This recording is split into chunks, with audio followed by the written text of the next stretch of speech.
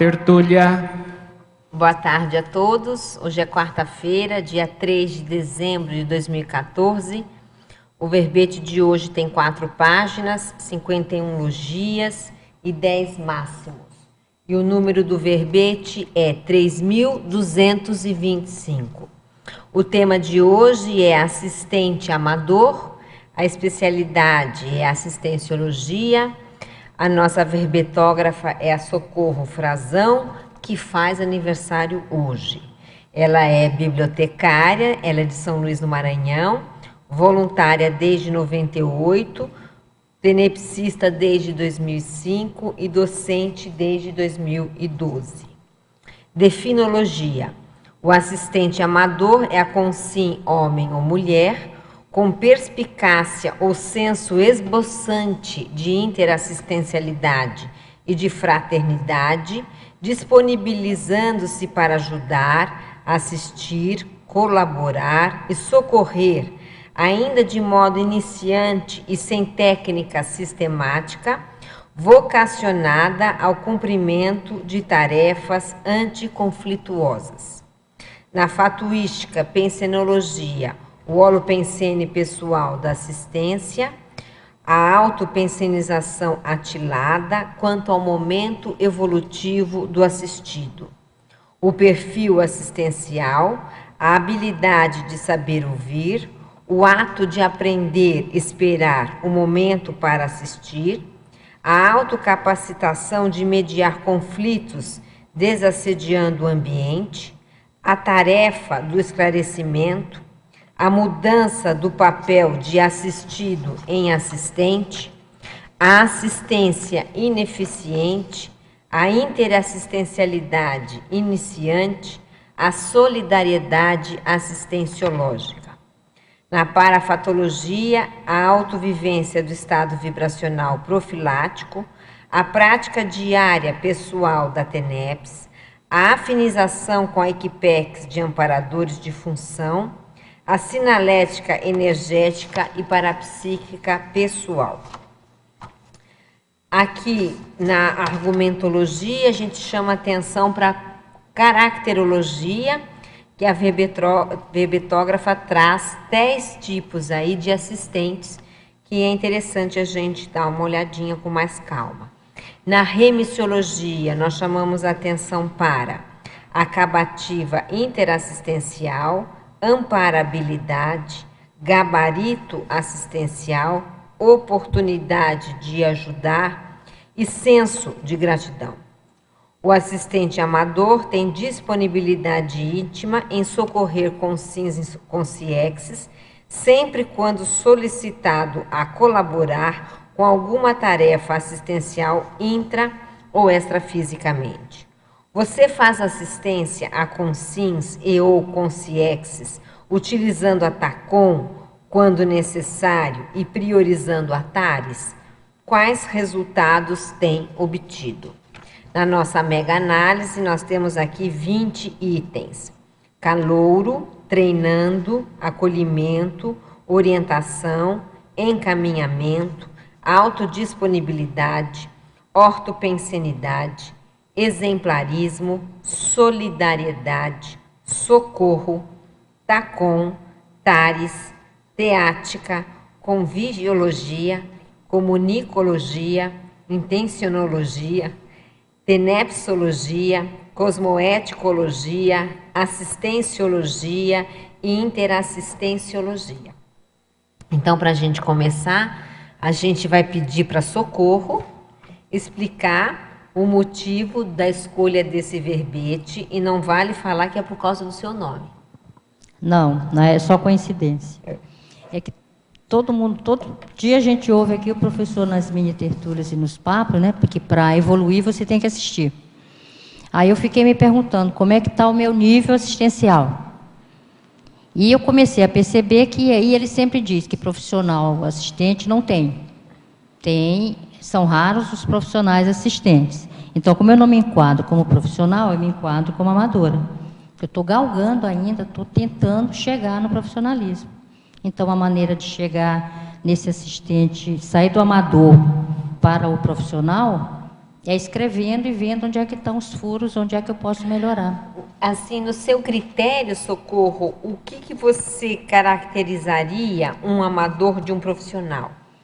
O amador, o profissional, ele faz com técnica, ele tem uma sistemática, ele utiliza mais atalhos, ele é mais pontual naquilo que ele está fazendo, ele consegue atingir os objetivos de uma assistência sem muito esforço, ou já por causa da prática que ele tem. O amador não, ele usa um pouco, ainda usa tacom, ainda tem aquela coisa de passar a mão na cabeça, de ficar inseguro, vou assistir, não vou, ela está me olhando, será que eu digo alguma coisa, será que eu não digo? O profissional não, ele vai, ele tem esse gabarito, ele tem essa perspicácia, ele percebe nas entrelinhas e na energia que ele pode ir adiante, que ele pode ir mais porque o assistido vai aguentar. O amador não, ele fica inseguro, vai achar que eu estou invadindo, eu acho que não está afim de papo, será que... E fica naquela insegurança, e também eu acho até que por um pouco de arrogância, por achar que o assistido não vai aceitar a sugestão de que aquilo pode ser melhor. Aí, quem sabe, então, pela sua fala, a gente consegue ver que o profissional, quem sabe um item crucial é o parapsiquismo. É o parapsiquismo. O diferencial, quem o sabe, diferencial é um parapsiquismo mais avançado, porque avançado. O amador ele tem esse parapsiquismo, mas ainda não tem essa profundidade, essa segurança, porque o profissional ele tem uma segurança íntima. Claro. E aí, se a gente extrapolar um pouco mais, né? Aí passa para um estupro evolutivo. Em vez de assistir, você vai deixar o assistido pior do que quando ele chegou. Mas e se a gente extrapolar um pouco mais o profissional para a gente fazer uma caracterização, quem sabe o profissional é aquele que já tem Equipex formada, tem o FIEX, né? E o amador, ele tem o tenepsismo, o amparador de função da TENEPS, nem sempre vai ter uma Equipex por trás dele. Então é bom a gente no começo, né? Você está falando aí as diferenças, né? Tem isso também. Para a gente entender. Tem. Agora a pergunta é assim, aonde a gente se encontra, né, Socorro? Assim, na média dos intermissivistas, a gente é mais amador ou mais profissional? Eu acho que é mais amador. Você acha que é mais amador? Mais amador, porque eu penso que tem uma escala, assim como tem a escala evolutiva ali do pré-serenão vulgar até o serenão que vai galgando, a gente também tem essa escala da assistência. Sim. Porque quando a gente começa a praticar, e também você vai galgando esse profissionalismo com a prática. Aí que você vai analisando, vai registrando os furos que você deu, onde foi que isso aqui eu não posso repetir, não deu certo. É uma gafe interassistencial. É uma gafe interassistencial. Aquilo ali não deu certo, não posso repetir aquela técnica. Entendi. É o tempo, né? É o tempo. Agora, na verdade, são vidas, né? São vidas, porque não é só basta chegar e dizer, eu vou ser assistencial a partir de hoje, eu vou... Não é bem assim. Eu acho que a gente já traz na genética, na paragenética. Tá. Alguma coisa, porque desde criança que eu tenho esse meu lado assistencial de ajudar as pessoas, de querer... Aí, às vezes, eu meto os pés pelas mãos, porque às vezes não é o momento. De que naquele impulso de querer... E o profissional, ele não pode ter impulso. Ele não tem impulso. Ele é assertivo, ele é técnico, ele tem o foco, ele sabe como chegar no assistido. É perfeito. Então, vamos lá, nas nossas perguntas aqui, Socorro. Na Pensenologia, página 1, última linha.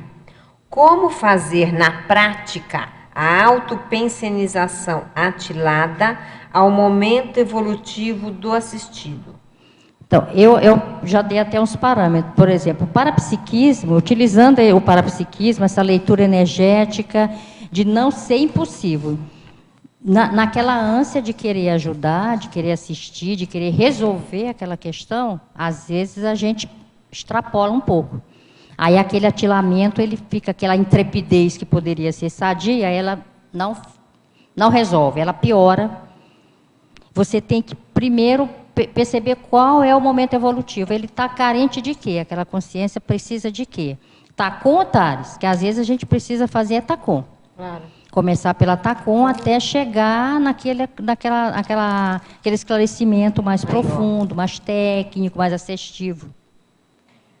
Agora, essa coisa dessa autopensionização é importante que você colocou, porque, na verdade, a assistência, ela não é a necessidade do assistente, é a necessidade do assistido, né? E, às vezes, a gente vê, não, mas eu preciso falar. Não, você não precisa falar, porque você agora está na posição de assistente. Quem precisa saber se vai... Você precisa ouvir. Ouvir, não é isso? Isso que o assistente precisa bastante é de ouvir. É. Porque às vezes naquele impulso atropela a pessoa, não, mas eu não ia tudo, dizer né? isso. Eu não ia dizer isso. A pessoa conclui a frase. E tem aquela coisa, né, Socorro, não sei se você concorda, o assistente fala assim, mas eu tenho que falar a verdade. Eu tenho que fazer TARES. Eu tenho que fazer TARES, porque acha que fazer TARES é dar tapinha no outro, né? Não é bem assim. Não é assim, né? Não, tem que fazer a TARES, mas no momento adequado. E depende do momento evolutivo do assistido, outro. Como é que ele está? Ele está muito fragilizado? Às vezes ele está precisando de um chocolate, de uma balinha e não de uma palavra mais agressiva. É verdade. Então, isso é importante que você está chamando a atenção. Um mimo energético. O mimo, né? Tem aquele verbete do mimo. Às vezes o mimo faz mais assistência, faz mais né? assistência. Ou prepara o campo para fazer mais na frente. Mais na frente uma TARES. Posso perguntar? Pois não. Na fatologia, na primeira página, a última linha, a paciência de esperar o momento oportuno para assistir. Quais seriam as percepções para a gente saber qual que é o momento oportuno para assistir? É o controle da ansiedade, que é aquele momento que às vezes a pessoa que eu acabei de falar, ela está precisando só falar. Mas aí o assistente, ele está vendo algo mais por trás daquilo. Ele está precisando falar, mas ele está precisando ouvir também. E às vezes tem que ter um controle na hora de fazer aquela leitura, como é que está o ambiente. Se eu falar agora, eu vou atrapalhar tudo, eu não vou assistir, não vou atingir o objetivo. Então tem que a paciência, a técnica que eu uso, eu conto até 10, eu conto até 20. Aí eu peço a ajuda dos amparadores, me dá um help aí, porque eu tenho esse impulso de querer ajudar, e às vezes eu atropelo, a ansiedade de querer ajudar, de querer resolver. Não, e a ansiedade, às vezes, de querer falar o que está vendo, de querer falar o que está vendo, que não é aquilo que a pessoa está dizendo, é outra coisa que está camuflada ali, que está mascarado, mas aí você tem que ter paciência, não, deixa ver até onde é que ela vai. Porque senão não faz assistência. Vai fazer só estupro e às vezes o assistido até nem fica perto. Ele começa a ouvir aquilo e ele puxa o carro. Você não consegue ir até o final com a assistência. Tudo bem. Ok? Tudo bem? Fatologia, página 1, 9ª linha. Como podemos iniciar a assistência aos desafetos sem patopensenizar ou se auto-vitimizar? Então, é como fazer assistência aos desafetos sem patopensenizar ou se auto-vitimizar. A primeira coisa que eu faço é colocar esses desafetos na minha TENEPS. É um passo inicial, ele já começa, os amparadores da TENEPS, eles já começam a aliviar o clima, aquela energia, aquele sentimento de revolta, mas no passado aquela pessoa me fez alguma coisa ali que eu não gostei. Mágoa, né? A mágoa, aquela vitimização, se fosse ela, não fazia assim. Então, a primeira coisa é isso, é colocar na sua TENEPS. Se você não fizer TENEPS, você pede para colocar na TENEPS de alguém. Isso aí já vai fazendo 50% da assistência. E começar a ver os trafores da pessoa. Ela tem, todos nós temos trafares e trafores, então focar mais no trafor. Ela é agressiva, mas ela é uma pessoa acolhedora também. É um paradoxo da agressividade e do acolhimento. Então, a gente focar no trafor já melhora, já começa a mudar a pensenização em relação àquele desafeto. Que assim como ele é desafeto hoje, ele pode ter sido vítima ontem. Não se sabe como é que foi Bem lembrado, Socorro. Bem lembrado, Explica né? isso, Socorro. É porque a gente sempre tem os dois lados. Ou já foi vítima e já foi agressor também. Já foi vítima e já foi algoz. Então, esse lance de hoje eu sou vítima, mas eu posso ter sido algoz de ontem. E isso daí talvez tenha essa situação, como que fosse um circo montado, exatamente para ver até onde eu estou superando aquilo ali, onde eu perdoei aqueles desafetos.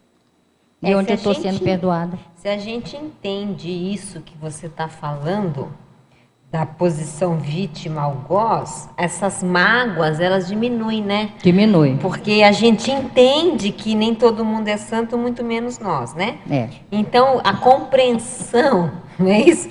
A compreensão desses problemas pessoais, ela meio que minimiza todo o rancor, toda a raiva, o ódio que às vezes tem, geralmente, dentro das interprisões. Aquela coisa daquela antipatia gratuita. Olha, diz, não comi e não gostei. Sabe aquele lance assim, de olha... E nem quero experimentar. Nem quero experimentar. Aí aquela pessoa que você olha e diz, não quero nem chegar perto. Mas por que eu não quero chegar perto? Perfeito. Isso me lembra aqui que a gente vai ter um curso que se chama Clarividência Retrocognitiva. Vai acontecer no dia 6 de dezembro de 2014, no Discernimento, com o professor Epicom Pedro Fernandes. É interessante justamente porque é para a gente lembrar do passado, né? Que você está falando aí de movimento de algozes e vítimas. Então, esse exercício aqui é novo, esse Clarividência Retrocognitiva, eu acho que a gente nunca teve um curso assim. Claro, clarividência já tivemos vários cursos, tem um complementar inclusive, mas esse é focado na retrocognição. Sem fantasia, é tentar manter, né, o espírito crítico. E é interessante ver o que os amparadores vão fazer. Então, para quem tiver interesse, é dia 6 de dezembro, no Discernimento, das 15 às 19h30. Mas... Pegando o gancho da Pilar, essa história dela dizer sem fantasia, às vezes essa clarividência retrocognitiva, ela parece com uma fantasia. Uma fantasia? Você quer dizer, parece fictícia? Não, a pessoa, aquela clarividência... Ou de fantasia?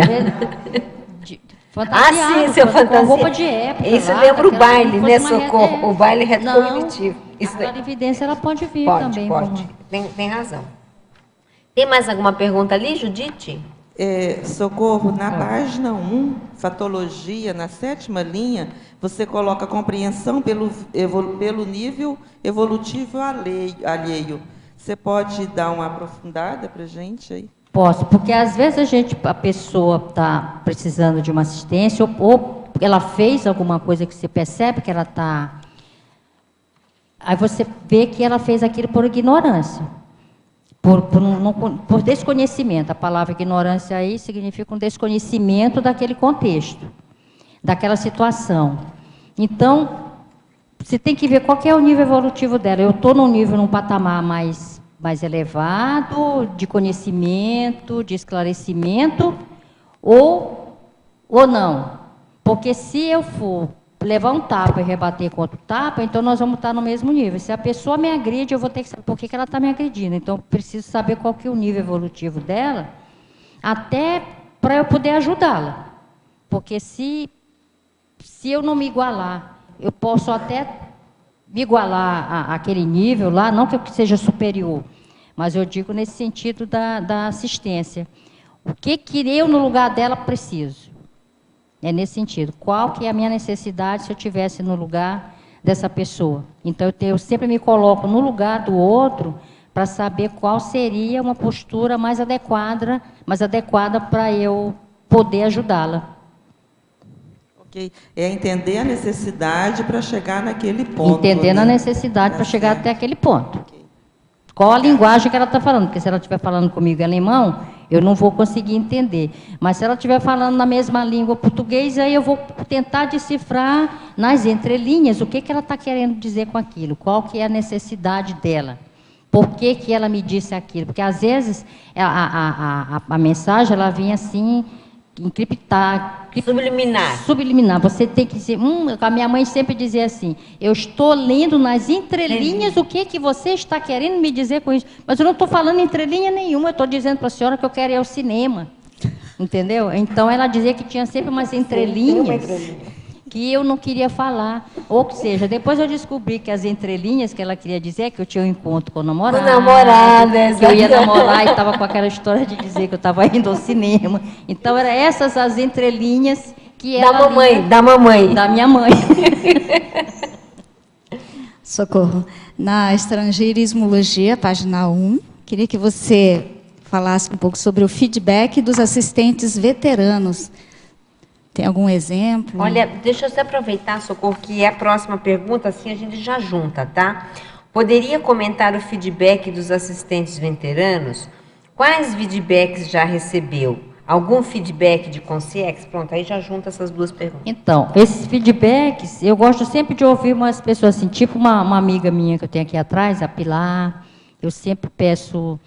Conto para ela alguma situação e, aconteceu isso e eu fiz assim. O que você acha?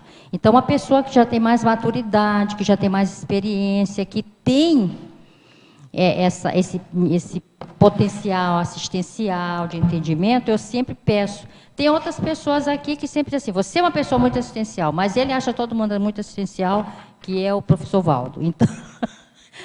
Ele exagera, às vezes, um pouco nas tintas, né? Aí tem outras pessoas que dizem, gostei do que você, da dica que você me deu. Então, tem algumas pessoas, amigas minhas de 40 anos a mais, que elas me dão sempre um retorno de alguma coisa que eu estou fazendo, que está servindo de exemplarismo, que elas estão gostando. Então, esses feedbacks, aí eu percebo que eu estou indo na linha da assistência, que eu não estou tão desnivelada assim, tão fora do foco. Você tem pergunta? Respondeu? Sim, respondeu. Obrigada. Tem mais uma aqui? Tem.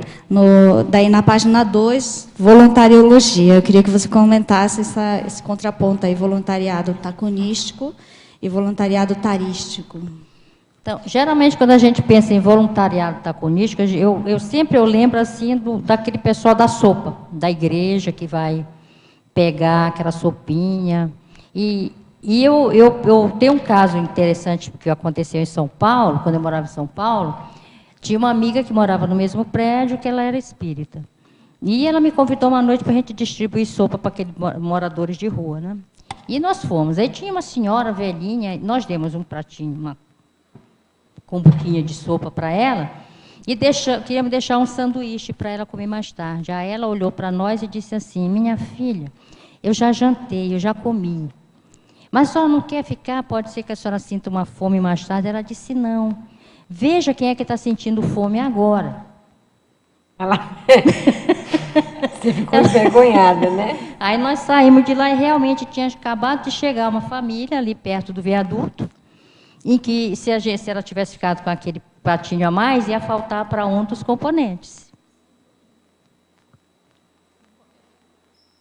Um comentário que não quer calar. Você foi fazer tacom e ela te fez uma taça. Então, exatamente. por isso é que eu estou dizendo aqui, que eu fiz esse parâmetro aqui do voluntariado taconístico com o tarístico. Então, ela me fez ver, ela me fez uma TARES assim com a maior delicadeza, com a maior tranquilidade.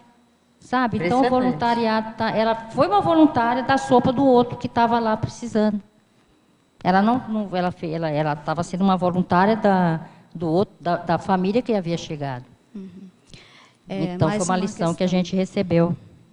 Mais uma questão. Na pensenologia, página 1, segunda linha, você coloca a eliminação dos pensenes conflituosos, né, que seria a questão das nossas carências, assim, seria os nossos trafares, né, alguns aspectos, algum traço pessoal que gera esse conflito que acaba, né, atrapalhando na assistência, né, gerando falta de lucidez, obnubilação.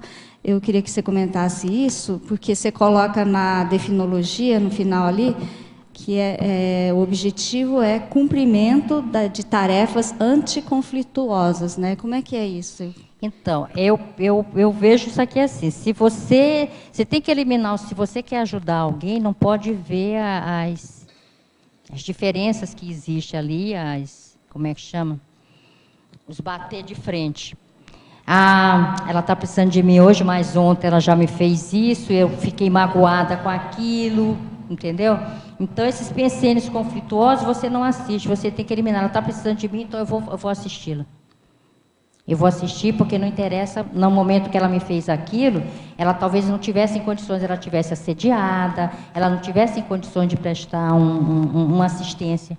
Então, sempre que alguém precisa de uma assistência, independente do que se ela me fez alguma boa ação antes ou não, eu assisto. Na dúvida, assista. Então, eu faço sempre isso. Não desisto dos meus assistidos, jamais. Tá certo, senão não vai virar profissional. Senão, né? eu não vou virar profissional, Júlia. Fazer minha pergunta, eu achei bem interessante essa do voluntariado taconístico, porque esses dias eu fiz uma dinâmica parapsíquica e foi me passado que eu deveria fazer tacon. Você trabalha em que área? Eu sou estudante. Você é estudante, da né? área da saúde. Na área da saúde. Isso. Então você vai fazer inevitavelmente. É. Vai ser impossível você não fazer tacon. Sim, foi uma observação assim bem, né? É para eu fazer tacon, sim. Então, tá, na Principiologia, página 2, o princípio de não ser conivente com o erro alheio. Então, às vezes, como a pessoa é muito próxima da gente, você está vendo que ela não tá legal, aí porque é muito próxima, vai bater de frente, você vai criar uma situação, às vezes a pessoa mora dentro do mesmo espaço, ou trabalha junto, você não pode bater de frente. Toda hora, né? Não pode bater de frente, não pode se indispor que vai criar aquele clima, mas também você não pode ser conivente com aquilo ali. Aí tem que ver de que maneira, aí às vezes pode entrar tacon, você ir devagarinho ali, para poder, mas não pode ser conivente com esse erro alheio. Porque se você vai estar errando duas vezes, se você vai assistir, você não pode compactuar com aquilo ali. Então, você tem que esperar a oportunidade, o momento de chegar e dizer, olha, aconteceu isso assim, assim, naquele dia, mas eu não falei porque aquilo ali me deixou muito irritada, ou porque não era o momento apropriado, tinha muita gente, ou porque, são vários os porquês, ou porque você não estava preparada para ouvir o que precisava dizer, mas o que acontece é isso, eu tenho percebido, você pontua para a pessoa, geralmente eu faço isso, posso até não fazer na hora, porque geralmente quando eu faço na hora, eu ajo por impulso, então eu deixo passar aquele golinho d'água, aquele cafezinho que eu tomo, aquela voltinha que eu dei, eu converso com a pessoa, olha, você falou assim, assado, no dia tal, o que você quis dizer com isso? Ou eu percebi que você estava fazendo isso, alguma coisa que não estava correta, e que talvez não era nem comigo, mas eu percebi que estava fazendo com outra pessoa. Ou não era adequado, e eu pontuo, eu chamo a atenção, sim. É que eu acho, assim, um pouco difícil, porque quando é alguém de fora, é mais tranquilo, mas quando é dentro de casa, principalmente se for pai e mãe, aí o bicho pega, porque um filho nunca tem voz para falar com o pai e com a mãe, né? E às vezes você vê que a pessoa está errando, e você está com um pouco mais de lucidez e não tem oportunidade de falar. Aí quando é assim, a minha mãe, quando eu questionava, aí ela disse que alguma coisa ela dizia assim, porque sim. Mas por que a senhora fez assim? Por que eu não vou? Por que não? Então, ela tinha duas respostas. Era porque sim, porque não. Aí, o que eu fazia? Eu me recolhia e ficava pensando. Chorava era muito. Hoje não dá mais para fazer isso, né? Então, quando é dentro de casa, quando é uma pessoa muito próxima, o que eu faço? Eu saio, dou uma voltinha, mas depois eu converso. E se vale a pena. Se não vale a pena, se você acha que vai piorar a situação, que não vai resolver, que não vai mudar, aí eu recuo. Eu prefiro calar, porque às vezes calar é a melhor maneira de ajudar do que de falar. A melhor assistência, às vezes, é o silêncio. Você falou certo agora. Às vezes a pessoa está errando e o ato da gente não falar nada pesa para a pessoa, né? Você olha, já disse tudo, mas não falou nada e fica quieta. Aí a pessoa às vezes fica até constrangida, não é, Socorro? Fica. Até Porque às vezes o olhar fala muito. Fala muito. Eu fico, às vezes, quando tem determinada situação em que eu não posso interferir, família, marido com mulher, filho com pai, aquela coisa toda, eu fico só naquele olhar assim de interrogação, eu olho para um, olho para o outro, assim, não digo nada e saio. E às vezes eles ficam tão constrangidos que depois vem querer se justificar, por que estava fazendo aquilo? Não é problema meu, não, tudo bem, mas você quer que eu dê a minha opinião ou você está só me contando porque quer desabafar? Se você está me contando só para desabafar, tudo bem, mas se você quiser a minha opinião, eu posso dar. Eu já estou mais controlada nas minhas opiniões, eu já não respondo, não dou mais, como é que se diz, sugestões sem ser consultada. Entendeu? Já profissionalizou. Já estou começando a sair um amador mais número 2. É que tem aquela frase, eu não sei muito bem como que é jogar pérolas aos porcos, né? Seria mais ou menos isso, então, né? Não ficar falando à toa. Esse não ficar falando à toa, porque às vezes aquela pessoa não está naquele momento, não é o momento dela. Tem que respeitar o momento do assistido. Porque aí é aquela história, pode fazer até esse parâmetro de jogar pérola aos porcos, que não seria o caso, mas é jogar palavras ao ar. Ela não vai captar naquele momento, ela não vai decodificar aquilo que você está dizendo. Então, às vezes, o silêncio é melhor. Mas sem ficar ruminando, porque se for para ficar calada e ficar ruminando, porque eu devia ter dito isso, porque na próxima vez ela vai ouvir aquilo, aí não é bom. Então, e vai cozinhando. Vai cozinhando no galo, aquilo ali, aí no dia que a panela de pressão explode. Tudo bem? Coloquiologia, página 1. O ato de fazer o que pode. O ato de fazer o que deve ser feito. Poderia fazer um contraponto entre as duas expressões e o tema do verbete? Então, é o ato de fazer o que pode e o ato de fazer o que deve ser feito. Então, o ato de... Nesse caso aqui é um exemplo do ato de fazer o que pode. Às vezes, fazer o que pode é não fazer nada, é ficar calado. Porque muito ajuda que não atrapalha. Mas poderia ter feito diferente. Às vezes, o ato de fazer o que pode também é uma zona de conforto. Se eu fizer mais um pouquinho, se eu for mais, isso vai me dar um trabalho, eu vou ter que arregaçar as mangas, eu vou ter que fazer mais do que eu não estou a fim de fazer. Eu quero ficar na minha, isso daí vai dar muito trabalho para fazer. Então, vou fazer, é aquela frase que eu fiz o que pude por ele. Que aquela pessoa, você está vendo, eu fiz o que pude, e às vezes fez o que pôde mesmo.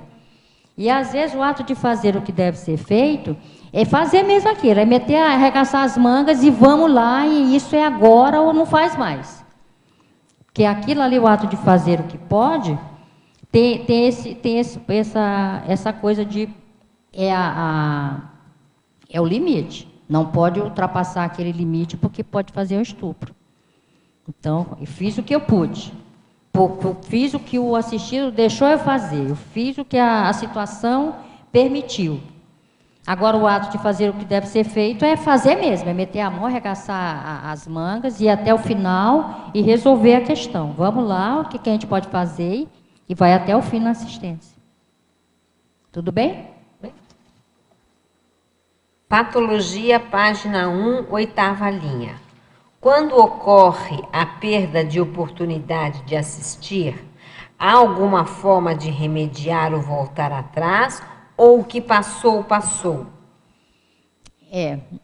Às vezes voltar atrás é pior do que deixar passar. Deixar essa perda de oportunidade de assistir. Eu lamento quando eu perco essa oportunidade de assistir alguém, mas às vezes quando eu quero voltar atrás, eu percebo que é pior a emenda do que o soneto. Eu deixo. Quando surge uma nova oportunidade, aí eu fui e aproveito. Porque como eu já deixei passar a primeira, aquilo ali já fica na na minha pensenosfera, na minha losfera, aquilo ali não. Na próxima eu não vou deixar, eu vou até o final. Eu assisto ou eu desisto. Aí, como eu nunca desisto, eu assisto. Perfeito. Essa coisa do passou, depende, né? Porque a gente vai reencontrando as pessoas e às vezes você faz assistência de uma outra maneira, né? E às vezes é como que uma cena de um ato de um espetáculo que ele sempre retoma, né? Exato. Bate palma, pede bis e aquilo ali volta. E tem aquela história, o que é seu vem para sua mão. Que é seu. Não é assim? O seu assistido É a lei de nunca causa foi. e efeito, não tem como, né? Você está ali envolvida naquela situação, não tem mesmo muito como fugir, né? Não o que é tem. seu vem para sua mão. É. Cada assistente tem um assistido que merece. Que merece, Então, vamos nessa. É verdade. Agora, isso me fez lembrar a lista dos credores que o professor Val está fazendo. Para ele uma listagem, né, de pessoas que o assistiram, para que ele possa ter noção disso na próxima intermissão. Então, esse do que passou também tem que ser conversado, né? Porque você vê, ele está preocupado com a continuidade depois da dessoma, o que é que ele vai poder fazer para ajudar quem o ajudou nessa vida. Não é exatamente essa pergunta, né? Mas a gente vê essa coisa da continuidade, da interassistência, né? Que ninguém perde ninguém. O que eu penso é que, assim, ó, mesmo que não surja novamente, idêntica àquela situação, mesmo que você não tenha que falar exatamente aquilo que você faria naquele momento que você perdeu a oportunidade, vem sempre uma outra oportunidade É a cena que repete, é uma cena que pede bis e que quando o ator volta para o palco, ele já canta de outra maneira. Mas sem a necessidade de ser igual, né? Eu me lembro uma vez que o professor Valdo falou assim, essa ideia de que se você furou o olho de um, que você vem, o olho vai ser furado, né? Ou você vai ter que tratar o olho e tal. Isso não é bem verdade, porque a gente já... isso é metafórico, a gente já furou o olho de muita gente. Então, às vezes, um ato que você faz vai superar uma miríade de atos que você já fez errado lá. Tem que ter uma qualificação maior, né? E outra coisa, também estava pensando aqui, às vezes aquele a quem você deve, daqui a um tempo, ele não te cobra mais. E aí acabou o problema. Passam-se o tempo, né? E aquela assistência, ela já foi feita, resolvida, os problemas foram resolvidos de outra maneira, né? Que às vezes você retribuiu com uma outra coisa muito superior, e aquilo que você fez ficou pequeno. A pessoa diz, puxa, eu estava cobrando aquilo ali, mas aquela bobagem, né? Uma bobagem, mas isso que ela fez foi muito superior, foi um resgate bem maior. Socorro. E pior é quando acontece da vítima fica melhor do que o algoz. Né? Aí ele nem precisa da sua ajuda. Isso diz que acontece muito, né? Pois não. Eu fiquei curiosa de saber, assim, o que você acha que precisa da gente desenvolver o mais rápido possível para sair da situação de assistente amador para profissional? Porque cada caso é um caso, né? No meu caso, por exemplo, meus conflitos íntimos, os pensenes, eu preciso melhorar os meus pensenes, que às vezes eu meto ainda os pés nos pensenes, né? Então, no meu caso, tem muita coisa que eu preciso fazer ainda para melhorar, para sair de assistente amador. Fazer sem esperar, tem uma caracterologia lá atrás, aquela relação, que às vezes eu não me encaixo em alguns aqui. Por exemplo, ficar o anônimo. É uma assistência sem se identificar, porque muitas das vezes, por mais que a gente não queira, faz uma assistência e espera que o assistido agradeça. Isso é uma condição de amador. A pessoa faz uma ajuda de mal agradecido, não disse nem muito obrigado, deu as costas, sabe? Então, isso eu acho que isso é um ponto primordial, é não esperar aplausos. Não esperar reconhecimento, não esperar admiração. Não querer nada em troca. Não querer nada em troca. Então, enquanto estiver nessa condição aí de esperar que o outro agradeça, esperar aplausos e querer aparecer, Então, vai ficar sempre nessa condição de assistente amador, que isso aí vai precisar ser, no meu caso, ir sendo eliminado, né? Ficar naquela buscando ganhos secundários, porque ajudou, hoje e amanhã quer algo em troca. Tudo bem? Obrigada. Socorro, na página 2, nós temos a enumerologia. E aí você começa a enumerologia falando da assistência amadora esclarecedora. Como que é essa assistência amadora esclarecedora? Seria um percentual de Itacom e Itares? Então, essa assistência amadora esclarecedora, ela não pode chegar direto no ponto, vai começando pelas beiradas. Esclarece uma coisa, esclarece outra. Olha, eu estou dizendo para você que eu não vou te emprestar esse dinheiro, por um exemplo. É porque você já está endividado e vai aumentar a sua dívida. Então, no meu caso, eu estou esclarecendo, estou fazendo uma assistência esclarecedora. Certo. Depois você fala da assistência amadora desassediadora. É essa que você deixa o assistido mais tranquilo do que quando ele chegou. Você promove uma limpeza, faz uma desassim, faz assim para fazer uma desassim, manda energia para ele, tenta deixá-lo melhor do que quando ele chegou para você e não devolvê-lo pior do que quando ele estava. Em seguida vem a assistência amadora dessacralizadora. É aquela coisa do sagrado, sair daquele pensene de Deus te pague, do sagrado, de que toda assistência é sagrada, santificada. Aí vem a assistência amadora fraternista.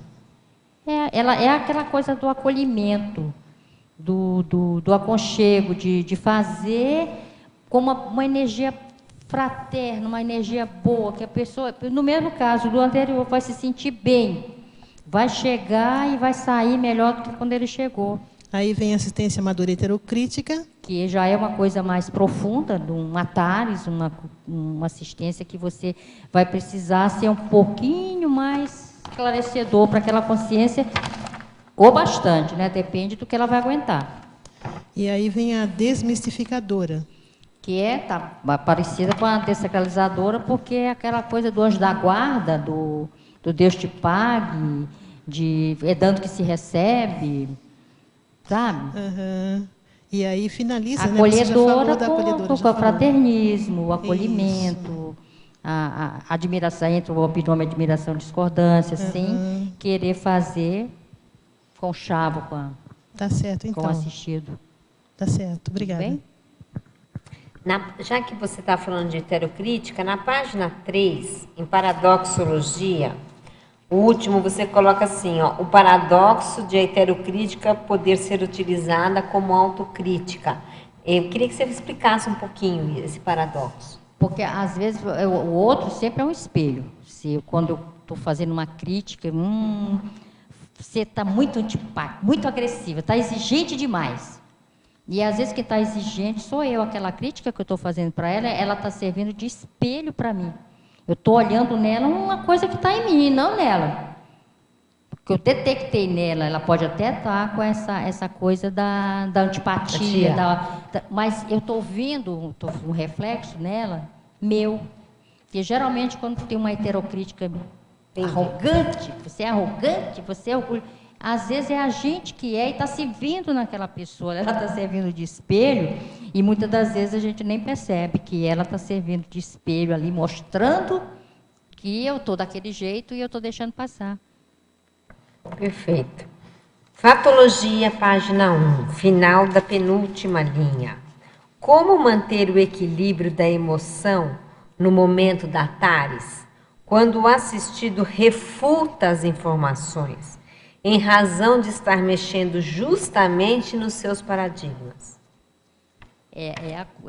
Isso é muito, muito perigoso na hora de fazer essa assistência, porque você, às vezes é uma pessoa que ela frequenta, ela tem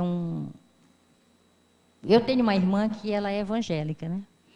E às vezes eu estou tentando fazer algum esclarecimento para ela, e uma das vezes foi meter os pés pelas mãos, foi um baita de um assédio em cima.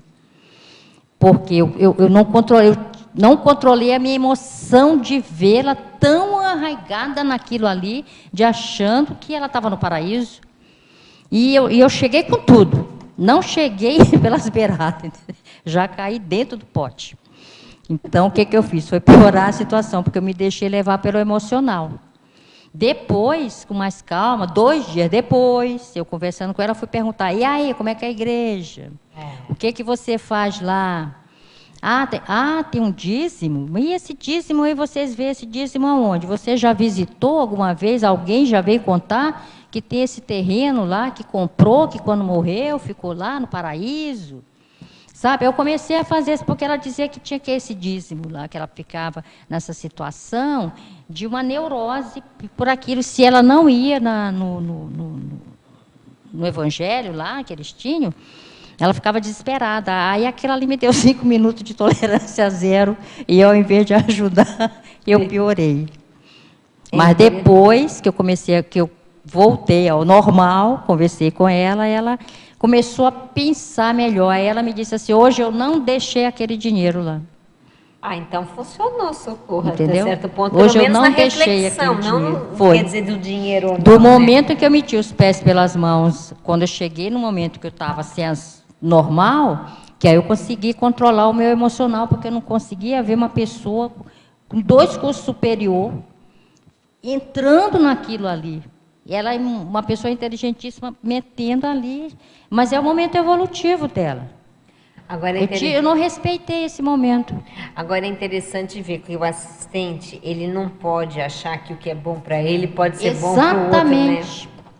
Exatamente. Que às vezes ele pode até ter razão, às vezes ele tem mais lucidez, mas e daí? E o outro? É interessante isso. Você pode orientar, tal, mas a vida é da outra pessoa. Não é? Aquilo para ele é normal. É como muita gente não entende, mas por que você está aí? Claro. Você está aqui dentro da conscienciologia e esse negócio lá, sabe? Assim como as pessoas questionam por que a gente está aqui, a gente questiona por que está lá, mas só que não pode interferir e achar que o que eu eu tenho é melhor. E o que a gente faz é o melhor, não é por aí o caminho, não é por aí. Existem momentos de cada um, necessidades de cada um. Eu lembro essa história do professor Valdo atendendo uma mulher, essa história é famosa, né? Ele atendeu uma senhora, uma mãe, lá no Rio de Janeiro ainda, uma criança. E aí ela veio pedir ajuda e ele falou, sabe qual é o melhor lugar para você? Você tem que procurar. Não, aquela igreja que faz exorcismo, não sei o quê, você tem que ir para a igreja. Não sei se era evangélica, eu não sei dizer. Mas eu fiquei pensando, puxa, ele é assim tão iconoclasta com essas coisas, né? E de repente ele está indicando por quê? Porque é necessidade, é o momento de cada um, né? Então a gente tem que respeitar muito isso, né? Que é o que você está falando aí. A pessoa está cheia de santinho em casa, com vela acesa. Eu vou chegar apagando. Vou chegar apagando todas as velas e botando todos os santos guardados numa gaveta. Agora isso acontece muito na família, né? Quando algumas pessoas, ela tem uma ideia diferente, e aí ela volta para a família, ela quer acabar com tudo aquilo na família, quer fazer a justiça ali dentro, não é? Não, agora eu vou salvar a família e vou fazer um resgate evolutivo. É resgate Tares. Tares, estão todos na interprisão aqui, que eu vou esclarecer todo mundo, porque está todo mundo errado, porque você chega com a fórmula pronta para resolver todos os problemas de todo mundo. Universo. É bem por aí, né? Não é? Depois vê que não é bem assim. Aí vê que não é assim. Fatologia, página 1, final da primeira linha. Poderia comentar o ato de aprender, esperar o momento para assistir? Como evitar intrusões e enganos quando temos a boa intenção em ajudar, mas nem sempre a lucidez necessária, e acabamos atrapalhando o momento evolutivo do assistido? Ou seja, na dúvida, é melhor se abster e não ajudar do que cometer um erro assistencial? Olha, depende da situação, depende do assistido, porque há situações em que a gente tem que, na dúvida, cale-se. Ou, na dúvida, assista. Mas aí tem que ter aquele discernimento para sentir as energias. Quem é que está mandando eu interferir aqui? É o amparador? Essa energia que eu estou percebendo aqui, que está me impulsionando. Tem que ter, aí entra o parapsiquismo também. Quem é que está? É o amparador da pessoa ou é o assediador dela que está mandando eu botar mais lenha na fogueira? Então, tem que ter bastante discernimento, bastante coerência, bastante leitura energética. E, às vezes, geralmente eu calo. Quando eu percebo que o negócio está muito forte, está muito... na dúvida, eu me calo. Mesmo que depois eu volte a falar sobre o tema com a pessoa, mas, geralmente, eu não interfiro. Porque, em geral, se eu não estou fazendo uma boa leitura daquele ambiente, daquela situação, se aquela consciência vai aguentar o tranco, eu calo. Essa é a sua... Eu queria saber a opinião das outras pessoas. Porque esse é um tema complexo. É porque não tem uma fórmula pronta. Não tem. Depende da situação, do contexto assistido, do assunto. Um parâmetro importante, né? Se você não tem compreensão da situação, você espera um pouco mais, às vezes. Isso, né? É coisa do amador, porque se fosse profissional, ele saberia como agir. Saberia mais, né? Mas como amador, eu recuo. Entendi, você recua e espera. Espero. Rosa. Olha, eu até fiz um verbete, isca resgatogênica, que é assim, ó, o que eu pretendo fazer, né? Sempre, não estou dizendo que eu saiba fazer isso bem. Eu, às vezes, não tem como falar o que tem que falar, fazer o que tem que fazer, mas, assim, eu fico observando demais, assim, a conversa para soltar uma ou outra isca, sabe? Assim, uma outra... uma deixa. Uma outra palavra, assim, olha, que eu consiga mais tarde resgatar aquele papo para continuar, entendeu? Então, às vezes uma pessoa me pergunta uma coisa e eu varro rapidinho o que eu posso responder para, sem falar de conscienciologia, mostrar alguma ideia que vai fazer sentido para ele. Vai fazer rapport, né? Mas, assim, não falo de conscienciologia, já passei por essa fase que vocês estão falando. Já foi, esse no começo. Já bati com a cabeça, como que você fala? Já ficou dogmática. Já meteu os burros na água, né? Que as pessoas, em geral, fazem assim. Eu tive esse caso na família, né? Me deram um corda, fui falando. No dia seguinte, me deram uma rasteira. Entendeu? Aí opa, então não é por aí, não vou mais...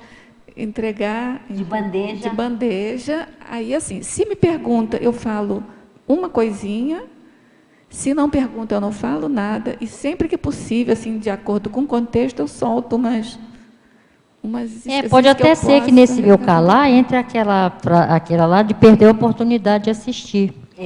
Mas é que, na dúvida, eu fico na dúvida se eu vou deixar a pessoa pior ou melhor. Se eu vou deixar ela pensando. É interessante. Não, esse é complexo. Eu acho que isso é muito difícil. Não tem uma resposta pronta para isso, não. Não tem uma resposta pronta, uma cartilha. Mas a Marilene quer fazer uma colocação quer falar aqui. Por favor. Socorro. Aqui eu fiquei analisando uma relação que você fez com a assistência e a anticonflituosidade. E achei muito interessante, queria saber, assim, seguindo ali a linha na fatologia, na segunda linha, como é que a gente faz essa autocapacitação de mediar conflitos desassediando o ambiente? Olha, quando eu chego, principalmente família, geralmente isso acontece dentro de casa, né? Grupo Karma, pessoas mais próximas. O que eu chego? Quando eu percebo que eu vou num lugar que o negócio está pegando, eu já vou trabalhando as energias. Eu faço EV, exteriorizo energia e peço sempre ajuda para o meu amparador. Me dá um help aí, o que eu posso fazer, como melhorar. E geralmente eu vou mais para ouvir do que para falar. Eu ouço tudo. Vem um fala mal daquele que fala mal, eu fico ouvindo todos os fala mal de todo mundo. Aí depois eu pego um por um, e coloco o que eu estou achando. Olha, você disse isso de fulano, e fulano está achando a mesma coisa de você, e que você disse de cicrano, que está achando que é o outro que está assim. Aí eu faço uma espécie de acareação. Acareação. E funciona. Funciona porque fica um olhando para a cara do outro, vendo que todo mundo está pensando a mesma coisa de todo mundo, e que não é bem assim. Aí, nessa minha maneira de ser... Como eu estou sempre olhando o detalhismo, uma coisa assim, de longe, tem sempre me perguntam alguma coisa, me consultam, me telefonam, olha, Socorro, acontecendo isso assim, assim, o que tu acha que eu devo fazer? Porque eles acham que eu tenho uma ideia sempre mais assertiva de fazer aquilo ali, porque como eu estou de fora olhando, eu não estou envolvida no contexto, então eu não estou naquele comoção, naquela coisa do emocional, de pegar, de me achar a maior vítima de tudo. Então, tem sempre uma maneira de você assistir, é você se colocando para fora, e não dentro do problema. Aí você se autocapacita para fazer essa mediação de conflitos. Sobrepairar, né? Sobrepairar. Porque quando a gente se distancia, a gente enxerga melhor. Claro. É como aquele quadro no museu que você vai andando para trás e olha e vê de um ângulo diferente, descobre coisas que você perto não está vendo. E o pessoal que está envolvido naquilo está tão envolvido, tão angustiado, que não percebe mais nada. Aí precisa ver alguém que é de dentro, mas está fora. É um paradoxo. Você está dentro, mas está fora. Dentro, mas está fora. Não tem envolvimento emocional. Não tem envolvimento emocional. Não está defendendo nada. Não. Porque tem isso, né? O assistente, ele não pode defender nada dele. Não. Senão ele perde a assistência. Tem que ficar imparcial naquele assunto ali. Ele tem, e muitas vezes tem que se colocar no lugar do outro lá. Ele está assim, eu estou como? Como é que eu estou? O que eu posso fazer? Se fosse eu, aí entra a técnica do e se fosse eu? Se eu estivesse no lugar dele, se. Eu estou sempre colocando um e se fosse eu. Socorro. Voltando à questão anterior de falar ou não falar, né, na assistência, lembrei do teu verbete, intrepidez cosmoética, não é isso? Sadia. Né? Eu acho que isso, com esse seu jeito, assim, eu acho que vai ser mais fácil de superar, sabe, dessa insegurança de falar ou não falar. Porque eu estava pensando, se a gente nunca fala, também parece que o negócio trava também. Na hora que precisa falar, não sai. E você também vai ter dificuldade para receber insight de amparadores. Essa autossuperação de né? Não é isso? O parapsiquismo também parece que fecha para o parapsiquismo também. Da repressão, coisa de sempre achar que autorrepressão. Não tem capacidade de assistir. A autossuperação do medo. Do medo de assistir, de interagir. Isso. Eu vejo assim na dinâmica parapsíquica, se a gente nunca fala, no meu caso, né, que observei, enquanto ficava calada, parece que ficava mais difícil, cada vez mais difícil falar. Aí quando você, mesmo que saia torto, né, meio estranho, se você começa a falar, tal, parece que depois as coisas vão ficando mais fáceis e também vai ampliando o parapsiquismo e a percepção também. Eu acho que a questão da sinalética também você começa a fixar mais, assim, sabe? Por que identificar você acha melhor. que isso acontece? Eu acho que o que você falou aí da desrepressão, você sai do processo egóico, né, de estar se preocupando consigo mesmo, de não se expor demais. E às vezes também, ou medo de expor. A pessoa não fala, é aquela coisa de querer ficar de bem na fita. o outro também. Fulana é muito boazinha. É, ela nunca me disse nada que me ofendesse, ela nunca me fez uma crítica. Às vezes é aquele lance de querer ser a boazinha do grupo e ficar bem na fita e perde uma oportunidade de ajudar. Exatamente. E assim também tem um traço que é bem oriental, que eu conheço bem, que é o medo, o receio de ofender o outro. Então, o medo da reação do outro. Então, aprender a lidar com isso também. Se você está fazendo assistência, está fazendo TARES, né, aprender a lidar com isso também. Né, que não é assim do nada, assim, é um exercício. Tudo isso eu acho que é um exercício. Né? Já está na etnia também, né? A desrepressão, né? Só mais uma questão aqui na parafatologia.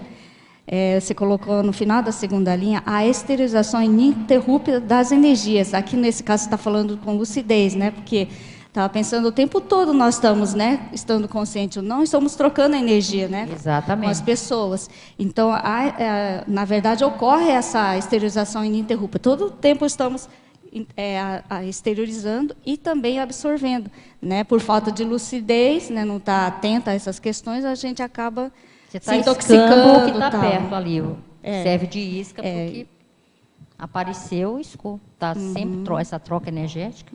E de estar lúcido o tempo todo, e você está com a energia equilibrada também para poder, né, ser assistencial, pontual, como você falou. Né? Lógico. Agora, essa técnica, se for com lucidez, é o que a Socorro falou. Você já minimiza um monte de conflito antes. com a energia, né, Socorro? Exatamente. A pessoa já vai chegando e aquilo que era um drama, de repente começa a estiolar, de repente já não tem mais nada, e quando você vai conversar, já é uma coisa mais tranquila, mas a energia já fez o trabalho antecipado. Já e também depende do emocional da pessoa, porque às vezes aquela pessoa quebrou um prato, para ela é uma coisa do outro mundo, e o outro caiu a casa e está com tranquilidade. Mas é o momento dela, aquele prato ter um valor de uma casa para o outro lá. Eu tive um caso desses recentemente, assim, metaforicamente falando, uma bobagem desse tamanho, assediou a pessoa de uma tal maneira, e eu fiquei olhando, falei, puxa vida, como ajudar, né? Porque é uma coisa tão boba. Você não pode chegar e dizer que é bobagem. Não posso dizer que é bobagem, que daí ela ia ficar muito contrariada, porque era uma coisa extremamente importante para aquela pessoa, mas você vê, a gente faz isso, né?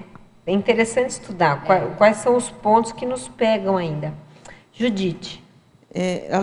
Socorro já falou bastante sobre isso, mas parece que precisa fazer essa pergunta. Pode perguntar. Na patologia, na 10ª linha, a disponibilidade de assistir ao outro sem esperar agradecimentos.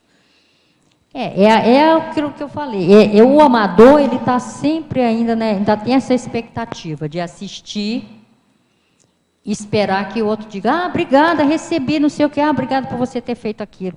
Então, isso que a gente precisa eliminar é ter essa autodisponibilidade assistencial, esse comportamento mais fraterno, mais acolhedor, sem esperar que os assistidos aplaudam. Tem que ter essa autodisponibilidade, essa coisa acho que já está na paragenética também. A pessoa já nasce com essa autodisponibilidade assistencial de fazer o bem sem olhar a quem. Na TENEPS a gente faz isso. A TENEPS ela é obrigada a fazer isso. Ela é obrigada a fazer isso. É bacana, né? Porque isso, essa vem coisa, aquelas né? consciências que você não sabe quem são, mas tem que assistir. Assiste ali. Eu acho que é uma bela de uma armadilha positiva, né, cosmoética. Você quer falar alguma coisa sobre isso? Ou quer outra coisa? Então, pode. Tá. Na 3ª linha da fatologia, você tem 2 itens que eu achei super interessantes, um com o outro, que é o limite da assistência e assistência sem limites. Eu não sei se você já falou nos dois juntos. Ampliar mais. O limite da assistência sempre, a assistência de um modo geral, sempre quem dá esse limite é o assistido. É onde ele aguenta o tranco para a gente não fazer o estupro evolutivo. A assistência sem limite entra aí o caso da TENEPS. Na TENEPS a gente faz uma assistência sem limite. Porque você não está vendo. Você está falando, estou pensando.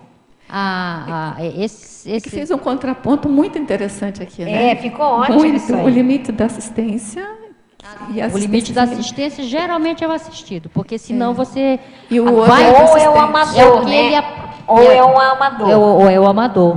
Geralmente é o assistido que dá esse limite, porque você vê até onde ele aguenta aquela assistência. Às vezes, se ultrapassa um pouquinho, está fazendo um estupro naquela pessoa, ela não vai aguentar, não vai entender, porque o momento dela, ela não tem condições de receber mais. Por isso que eu achei interessante, porque esse primeiro, o ideal é que seja sempre o limite do assistido, e não do assistente. Mas o amador, ele tem o seu limite. Aí vem o item seguinte, falando da assistência sem limite, que é para mostrar tem que sair do amadorismo e chegar Tem que sair do amadorismo e entrar no muito profissionalismo. Aí. Também é nesse sentido, de sair do amadorismo. É assistência 24 horas, né? Que é o que muito tenepsista veterano, nós temos uma veteraníssima aqui de TENEPS, né? Que faz isso. Então, assistência sem limite é o que eu estou querendo chegar lá. Estou caminhando para esses passos, aí galgando esses passos para fazer essa assistência sem limite. Agora, Socorro, eu sempre, desde que eu conheci a Conscienciologia, que eu fico me fazendo assim uma série de questionamentos sobre a indissociabilidade da TARES e da TACOM. Queria saber a sua opinião sobre isso, porque no verbete eu vi que você usou muita coisa, né, de TACOM, de TARES. Você acha também que tem um nível mínimo assim, de indissociabilidade? Como é que você vê isso? Elas estão sempre interligadas, porque nem sempre uma TARES você pode começar com uma TARES. Geralmente você começa com uma TACOM, para entrar na TARES, porque aí é o que o assistido vai aguentar. Se você já chega, a não ser um profissional, a não ser um assistente profissional, que aí ele sabe que ele vai entrar direto na TARES, mas um assistente amador, ele tem sempre um começo de TACOM para fazer essa TARES. É aquela coisa de comer pelas beiradas até chegar no foco do problema do assistido. Então, até que eu fico pensando, eu não sei se eu estou correta, por isso que eu queria saber a sua opinião. Assim, até o fato de você limitar o que você vai falar para o outro, isso, para mim, já faz parte da TACOM, exatamente. Não da TARES. A TARES é o que você vai falar. Então, é sempre indissociável. Em cada medir as palavras, tem um pouquinho da TACOM, né? as palavras que você vai usar para que aquela pessoa entenda o que você está falando. Vai ter eufemismo? Vai ter. Vai ter eufemismo, mas é o dicionário da Roseli. Vai ter que ser usado eufemismos, então. Né? Ela está lembrando de uma técnica. Tem uma outra técnica que é de morde a sopra, né? Você faz a TARES primeiro e depois você esclarece de forma mais... sem usar o eufemismo, né? Mas é interessante isso aí. Você pode dar um exemplo desse morde a sopra? Eu, sim, o exemplo do professor Valdo, né? Que ele sempre... Ele não deixa passar a oportunidade de assistência. É como você falou, né, de assistente profissional. Né, ele sabe o momento certo de falar. Não, ele é a crítica que você faz e depois você fala, mas você é uma cabeça, você é um gênio. É o que ele diz. Gente, é uma pessoa que é a cabeça. Olha o que ele faz. Você tem uma capacidade intelectual incrível, mas é um talento desperdiçado. Mas é uma pessoa dispersada. Gente, vocês não acham que ela é dispersada, né? Assim? É o morde a sopra. Você tem uma competência impressionante. Você tem um trafo, mas é um trafo desperdiçado. Agora, uma coisa que eu lembrei agora foi uma frase que a Mabel citou no círculo, que ela disse que o professor Valdo tinha falado a questão do carrasco. Se alguém fosse vestido de carrasco no baile e se sentisse bem, tá tudo certo. Então, isso daí é um tipo, né, um exemplo bem clássico. Tem outro que o professor sempre fala, que eu confio em você. Né? Contamos com você. Né? Não, como é que é? Insista, não desista também. Confie no seu taco. Agora, você vê essa capacidade do assistente de ir nivelando o outro, né? Quando o outro está com baixa autoestima, você põe para cima. Se está muito aqui, você desce. Então, você vai nivelando a pessoa. Interessante isso, né? Tânia Guimarães. Tânia Guimarães. Socorro, página 4. Socorro. Na caracterologia, você fez uma listagem aqui de 10 assistentes, né? E aí você botou o demagogo, número 5, e o egóico. Quer dizer, essas duas características, essas duas qualificações, são assistentes? Ou você colocou esses dois porque você está trabalhando a assistência? Não, porque geralmente o amador, ele tem esse pouco de demagogia que ele quer atrair, às vezes faz uma assistência para atrair a admiração do outro e para ganhar, em busca de ganho secundário. Se eu ajudar ela nisso daqui, eu vou resolver isso assim, assim. Então, o amador, ele ainda quer aplausos. Por isso é que ele é amador, porque ele ainda está precisando disso, de atrair admiração, de receber algo em troca daquilo que ele está fazendo. E ele ainda não está naquele do anônimo lá, que é um essencial, né? Assiste sem se identificar.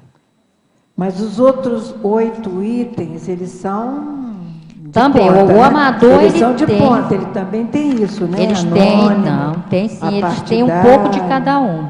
Auxiliar. O benevolente, a consciência acolhendo os assistidos. Fraterno. Ouvinte. O ouvinte, que às vezes a pessoa assiste mais se ela ouvir do que se ela disser alguma coisa. Perfeito. Muito obrigada e parabéns, hein? Obrigada. Então, show. Professora Socorro, o item é 1, 2, 3, 4, quinta linha, de baixo para cima da fatologia. Os reencontros grupo kármicos oportunizando desfazer as interprisões. Então, eu considero esses reencontros grupocármicos, por exemplo, quando eu vou visitar a minha família lá em São Luís, que aí vai todo mundo me visitar, meus parentes, meus amigos, eu tenho um grupo de amigos assim, que eu almoço na casa de um, janto na casa do outro, faço lanchinho na casa do outro, e às vezes eu encontro uma colega, ex-colega de faculdade, que eu não via há muito tempo e que tinha alguma coisa que ficou mal parada ali. E eu percebo que ela está assim, meio arredia, e eu vou me aproximando para saber o que houve. Aí foi interessante um caso assim, ela disse assim, você se lembra que... Assim mesmo. Gente, 40 anos atrás. É pior que assim, você né? se lembra que você era uma pessoa muito orgulhosa na faculdade? Que você tinha o nariz empinado? Assim. Aí eu disse, não percebi isso não. Como é que era isso aí? E você, por que isso te incomodava? Pronto, aí eu já estou Aí ela, não, eu disse, isso te incomodava? Ela disse, é porque eu me sentia, como é que foi? Humilhada. Eu disse, mas em que sentido que se você achava que eu tinha nariz empinado, por que você não conversou comigo para saber se era o meu jeito? E ela disse que eu andava assim. Eu digo, eu ainda hoje ando assim, porque a minha mãe, quando eu era criança, ela dizia assim, levanta os ombros. E eu fiquei com esse andar empinado que as pessoas acham que eu estou numa passarela. Não é. Foi a minha mãe que... Então, eu disse, é uma má impressão que você teve. E hoje, o que você acha? Que eu ainda continuo com o nariz empinado, que eu continuo com... Ela disse, não, hoje você está diferente. Eu acho que porque está mais madura, está mais velha. Eu digo, ainda bem que você percebeu que eu mudei, porque eu ia ficar muito triste se você continuasse tendo essa mesma imagem minha. Aí, resultado, gente, foi muito interessante, porque desfez essa história dela e eu fui fazer um lanchinho na casa dela. Olha lá. Foi um reencontro de uma pessoa 40 anos para trás, que achava, ficou com aquilo na imagem de que eu era orgulhosa, de que eu era arrogante, que eu era um bocado de coisa, que não tinha nada disso. Mas é engraçado que, às vezes, as pessoas demoram vidas, passam vidas com esse holopensene patológico, nocivo, repetindo experiências assim negativas de vidas anteriores, prejudicando fica aquela imagem encriptada, prejudicando grupos. Fica encriptada a imagem de você fez uma coisa, a pessoa segura aquilo ali. E não o todo que você já fez, que foi bom, mas aquele que você não fez legal é que ficou marcando. E o que a pessoa tem também é a questão da vingança, né? Porque a vingança, ela vem assim de modo bem sutil, a pessoa continua, né? Professora Pilar, respondi a sua questão aí? Sim, respondeu. E eu percebo assim que esse desfazer essas interprisões, como a Marta está lembrando, também tem os mais recentes, que aparecem depois, que ficaram muito tempo guardados, e eu vejo como assim oportunidades de reconciliação. Exato. Né? E você deu o exemplo de um caso assim mais... Muito passado, nesta vida mesmo, você teve esse reencontro, mas tem outros reencontros, e essa oportunidade, mesmo amadoramente, de começar a fazer a reconciliação. Exato. Agora, uma das coisas que eu vejo, Pilar, nesse ponto, nesse momento, é a questão da consciencioterapia. Isso daí ajuda muito. No meu caso, por exemplo, foi a questão de eliminação de grupos nocivos do passado. Então, eu vejo assim, o professor Waldo, ele sugere que todo mundo faça consciencioterapia, exatamente mexe nesse foco, nesse ponto. Grupos nocivos, hein? As reciclagens, né? São consciências patológicas do passado. Pessoas que estavam ligadas. Mas esse passado dessa vida atual ou passado de outras séries? Passado antigo de vidas anteriores. Consciências que ainda estavam presas de um na passado... psicosfera aí com você. Às vezes não é Mas só... é difícil perceber isso daí. Eu não sei como é que a gente... É que ela foi No fazer... caso, é consciencioterapia. Consciencioterapia. Ela foi fazer um estudo mais aprofundado, né, Marta? Exato. Então, porque no momento que a Socorro fez aquela reconciliação, provavelmente as consciências que estavam ali também resolveram a situação. Sim, né? esclareceu. Eliminou-se aquele conflito, aquela desamizade, né? Isso, eu vejo assim que é bem interessante a gente levar a sério essa questão, porque na TENEPS aparece muita coisa. Então, quem pratica a TENEPS com seriedade, vê todo o palco multidimensional. Os amparadores, eles mostram a realidade da consciência, mostram a energia que entra, mostram tudo. Então, quem é tenepsista sabe disso. É assumir a responsabilidade, né? Eu queria, falando obrigada, em... Socorro. Pode falar, Pilar. Acho que Acabou?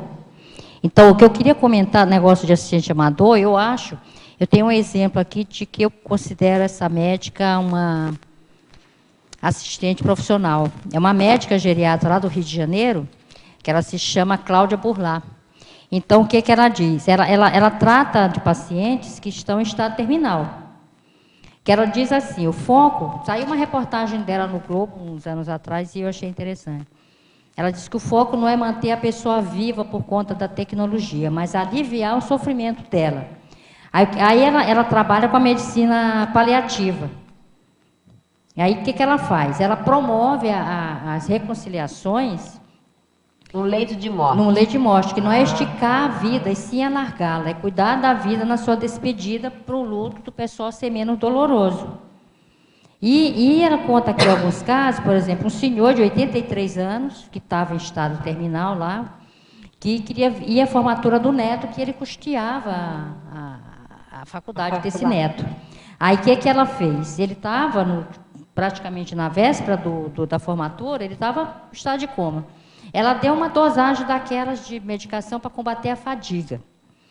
Fez uma fisioterapia, melhorou o tônus muscular do idoso e ele foi assistir a formatura do filho, do neto.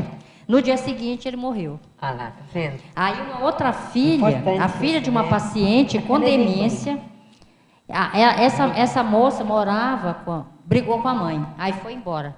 E a mãe estava com demência. Aí, o que ela fez? Ela descobriu o telefone dessa moça, ligou para ela no exterior e disse assim, tua mãe está morrendo. Eu vou colocar o telefone aqui e você vai dizer, me perdoe, eu te perdoo, muito obrigado. E ela colocou, me perdoe, eu te perdoo, muito obrigado. Colocou o telefone no ouvido da paciente, né? A mãe teve uma noite tranquila e no dia seguinte morreu. 2 semanas depois... A moça escreveu para ela agradecendo que fazia 20 anos que ela não falava com a mãe e que ela tinha um remorso muito grande se a mãe tivesse morrido e ela não tivesse falado com a mãe dela. Então, isso é uma assistente profissional. Agora, você está falando isso e eu me lembrei daquela Equipex de dessomática, né? Que era do Zéfiro. Essas pessoas, elas devem participar de Equipex assim, né? Porque a pessoa ela vem nessa vida para trabalhar com isso, com tanta profissionalização, como você está mostrando, ela tem gabarito para isso, né? E outra coisa, como a gente vê que o que importa não é a dessoma, mas são as relações que a pessoa deixou depois da dessoma. Porque é isso que perpetua, né?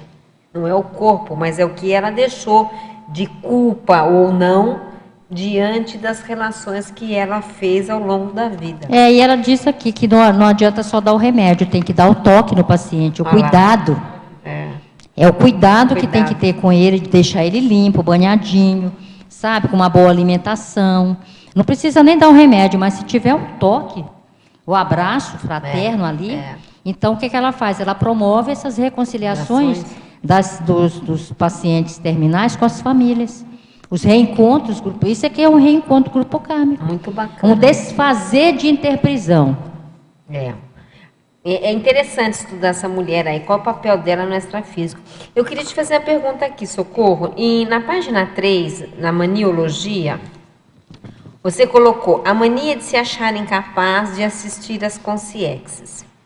Você estudou qual é a possível causa disso e a terapia? Qual que é a causa da pessoa se achar incapaz de assistir às consciências? Eu penso que seja assim. Eu tinha muito medo, porque como eu via muita consciência quando eu era criança, eu batia papo com consciência até descobrir que era uma consciência, estava tudo bem. Então eu tinha medo de consciência. Você acha que a causa, quem sabe, seja o medo? Você acha que é isso? Eu estou pensando aqui. O medo é aquela coisa de se for consciente que eu estou pegando, que eu estou ouvindo, é mais fácil de assistir o que eu estou pegando, que eu estou vendo, que eu estou ouvindo, do que aquilo que eu só estou sentindo, percebendo, eu não estou vendo. Então, o não ver é mais complicado. A pessoa... Eu achava isso, depois Depois que eu comecei a fazer TENEPS, eu percebi que tudo isso era bobagem. Então, é isso que é, porque é interessante pensar nisso, né?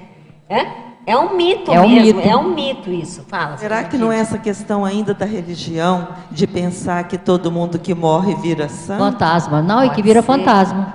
Ou isso. Pode Mas ser. santo também. Tem muita gente que pensa que vira Ou santo. que vira uma coisa que é diferente de consciência, né? É.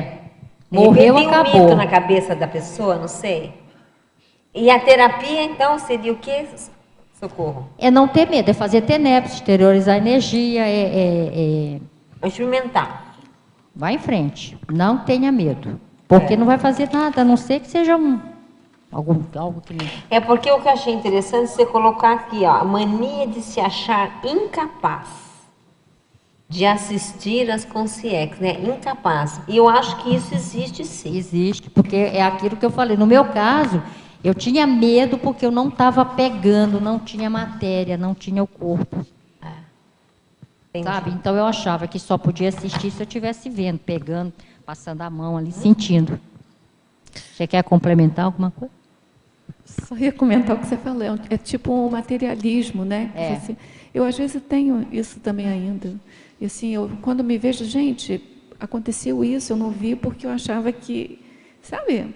É uma coisa, assim, abstrata. E abstrato a gente sabe que não existe, abstrato concreto, né? É que cada... Existe uma dificuldade da gente estar aqui nesse intrafísico de perceber que o extrafísico, a consciex, é uma outra natureza. É a mesma natureza, mas em outro estado. É isso. É a mesma coisa. Mas e o mais bacana da gente ver é que quanto mais a gente trabalha nessas coisas, mais a gente chega à conclusão que as consciências têm as mesmas necessidades que as consciências.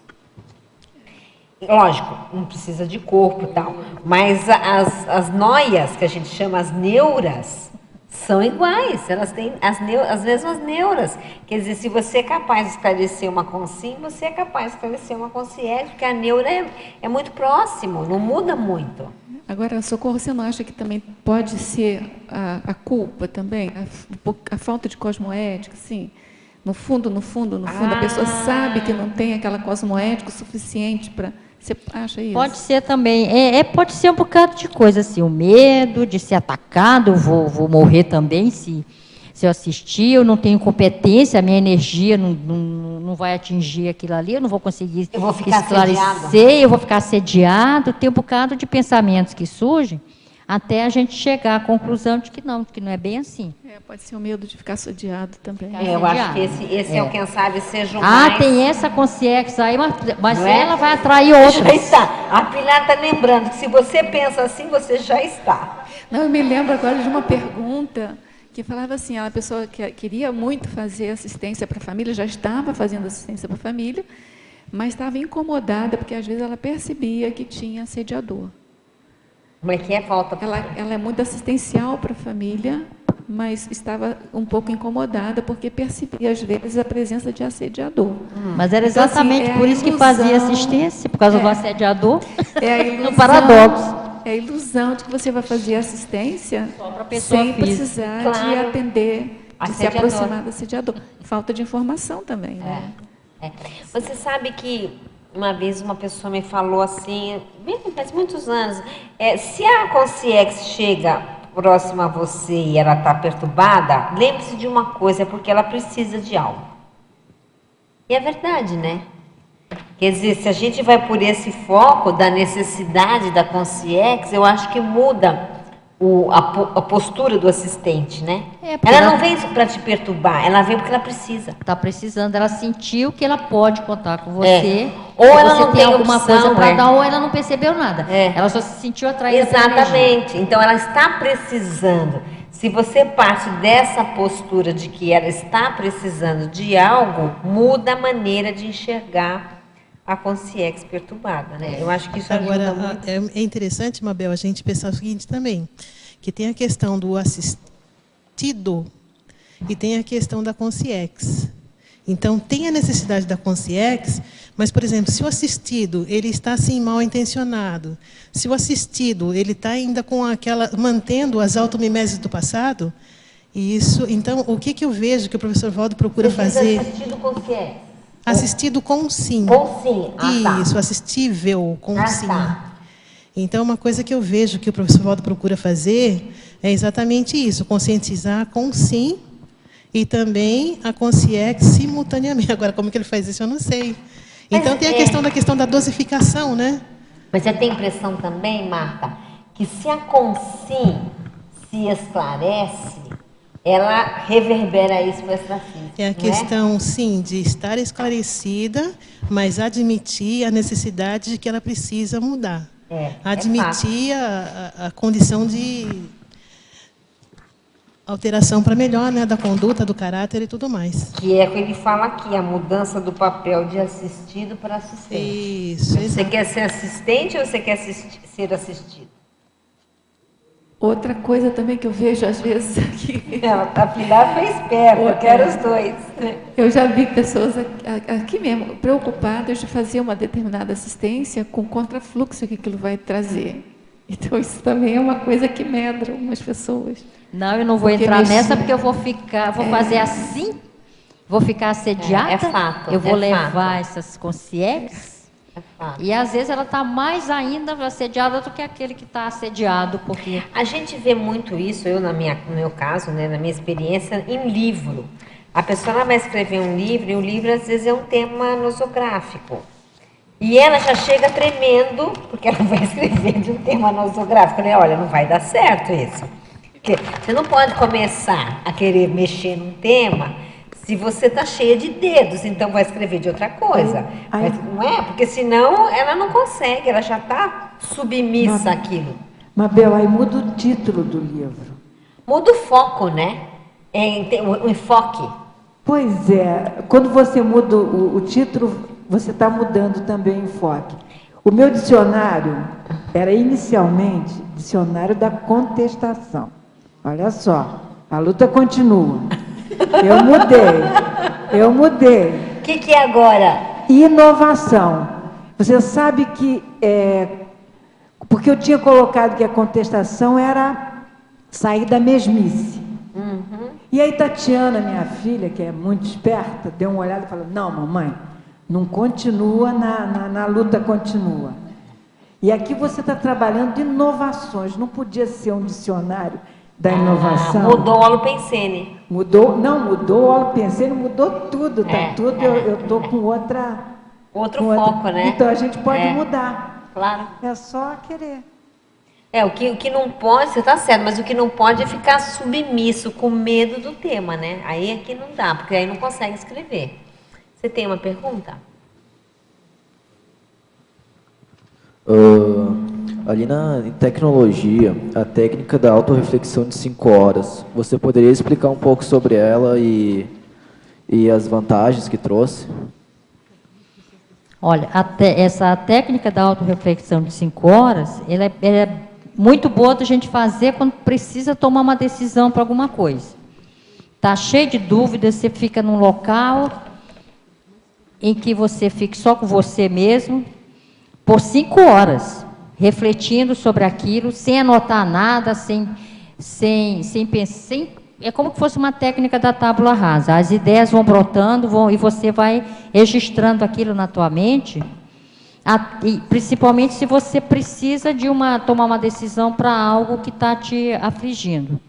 E é como que fosse as ideias brotassem no final dessas 5 horas, de uma maneira, vem como tópicos, vem registrando como que fosse linhas, assim, citações, e que você no final, às vezes você precisa, na primeira vez, às vezes não aparece muita coisa, mas da segunda, terceira em diante, aparece tudo que a gente precisa saber. Que também envolve bastante o fator da ansiedade, né? Exato. Ajuda um monte, né?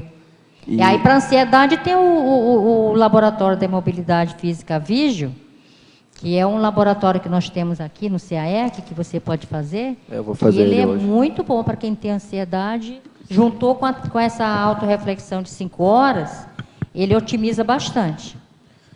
E ali no binomiologia, o binômio refletir antes de expor, depois. Poderia falar mais um pouco sobre ele? Posso. Às vezes a gente, naquela ansiedade de querer assistir o outro, de solucionar o problema que ele chegou, que você está vendo, que acha que ele não está vendo, às vezes a gente mete os pés pelas mãos, pela ansiedade, o impulso de, se eu fosse você, aí entra o se eu fosse você. E às vezes piora. Então, parar para pensar o que você está achando daquela situação, refletir, pensar, às vezes naquele momento ali não é o momento de você falar nada. Então, você espera uma oportunidade mais adequada para expor o que veio naquele momento, a ideia que você teve para solucionar aquilo, como melhorar, como ajudar. Porque, às vezes, no impulso de ajudar, a gente se atrapalha mais do que ajuda. E mesmo que seja na hora, é melhor pensar bem no que vai responder, para não piorar a situação, para não botar mais lenha na fogueira, como diz o outro. Sim, e ali na inspiração e transpiração, tu quer dizer que a pessoa tem que suar como se fosse para ir se inspirar, na verdade? 1% de inspiração e 99% de transpiração. Que não vem de graça. Que não vem de graça, você tem que meter a mão na massa para ralar, para poder solucionar, resolver aquilo ali. Tá bom, entendi, obrigado. Nada. Socorro, na página 2, neossinapsologia. Eu ia perguntar disso. Você coloca ali as neossinapses geradas pelos atos assistenciais. Você poderia falar um pouco sobre esse... Então, a proporção, quanto mais a gente assiste, mais a gente é assistido. E aí vão brotando ideias de como melhorar, de como ampliar, o que você pode fazer para se melhorar, para melhorar a sua assistência. Ideias que vão brotando até para fazer um curso, para dar uma palestra, para otimizar aquilo a que você está se propondo. Agora, Socorro, a minha pergunta era igual, era nessa linha da Marta, mas eu fiquei curiosa com uma coisa, não sei se você pode falar, quer falar. Mas você abriu a tertúlia falando que você está nesse processo, igual a todos nós, de se deixar de ser amador para ser profissional. Eu fiquei curiosa de saber se você, ao longo desses anos, você viu que tipo de sinapse você alcançou ou conseguiu desenvolver nesse trabalho. Teve algo assim mais pontual? Teve. Quando eu fiz o curso da Conscius, eu fui fazer o Fundamentos, fiz Recim 1, fiz Recim 2, em que eu fui com Syncobaia 12 vezes. Então, você ser com Syncobaia, essas sinapses, elas brotam. A Judite foi minha colega de Syncobaia de curso. Então, a gente vai percebendo onde é que estão as falhas. Porque o que o outro aponta.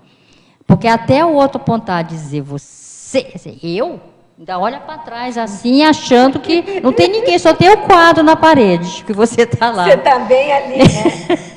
Você ainda olha para trás achando que aquela heterocrítica ali não é para você.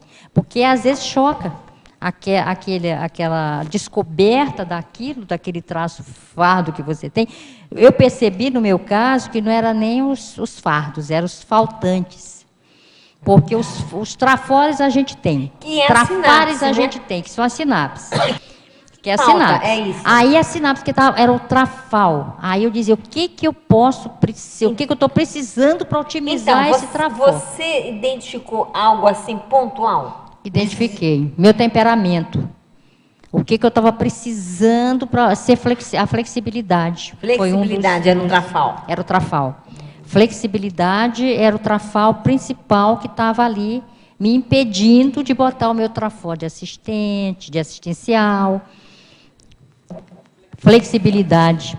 Ser flexível. O acolhimento também, porque eu acolhia de qualquer jeito. Então, aquela coisa vem, eu quero resolver tudo. Entendeu? O impulso. Era o impulso que atrapalhava o trafó.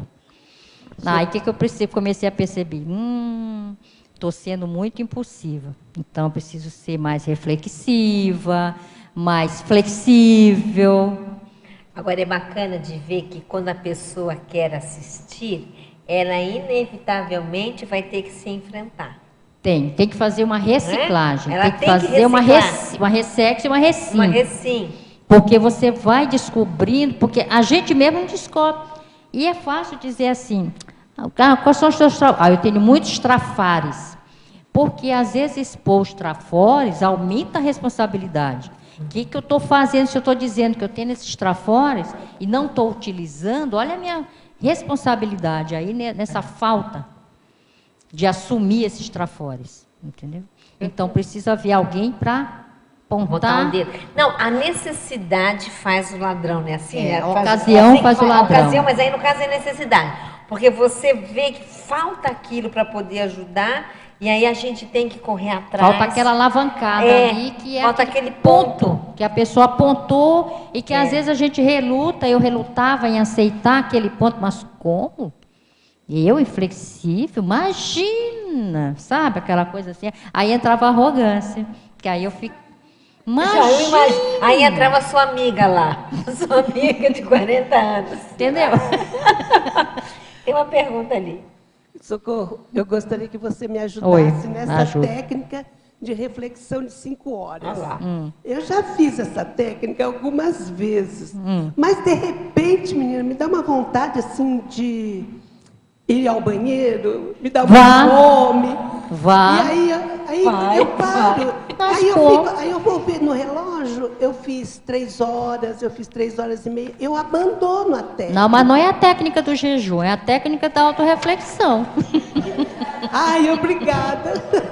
Você pode fazer tudo isso daí, você pode tomar água, você pode comer, você pode... Não é imobilidade física, você é uma técnica de autorreflexão. Obrigada. Você tem essa mobilidade de fazer o que você quiser, até porque tem necessidade, precisa, o corpo precisa. Fique tranquila que você está no esquema certo. Tá no fluxo. Mas vá, tá no fluxo. Mas fique às 5 agora, não é isso, Socorro? Mas fique 5 horas, viu? Fique 5 horas. Vai ao toalete e volta, não é isso? Não saia da pista. Inclusive, no verbete do professor Valdo, ele diz para não nem escrever. No caso, eu escrevo, porque como eu tenho a memória sofrível, eu escrevo.